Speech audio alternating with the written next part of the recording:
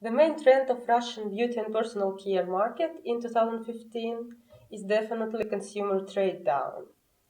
The reason is the economic recession of 2015, which dropped the country's real GDP by 4% without any signs of recovery.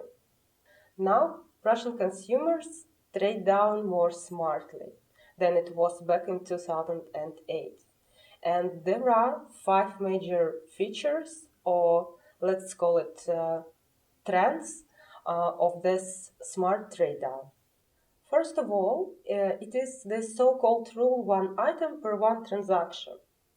With the development of retailing channels such as beauty specialist retailers as well as parapharmacies drugstores in Russia over the last 5 years, with the number of outlets increased by 3% and 18% as average, respectively, the consumers also got used to frequent shopping for beauty products, and they don't want to change even during the crisis times.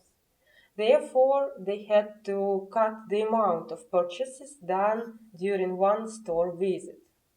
Another feature is multifunctionality. Arrived from the consumer's desire to save, the Russian consumers are searching for as much functions as possible in one bottle. Good example here can be the new launch of 2015, though very successful already, the shampoo Advanced Techniques by Avon. Another example here can be the category of BB or so-called CC creams. These creams combine different functions in one. Another smart feature is consumers' engagement in promotions. Here, the 2015 year was very active for the companies to compete for consumers' attention, and therefore they introduced quite a lot of promotion activity. Consumers, of course, used this promotion activity trying to figure out the most beneficial offers from company's side. In 2015, cosmetic sets and kits back to track, and it was quite natural that consumers searching for good options for presents turned to sets and kits, which were nicely packed and wrapped.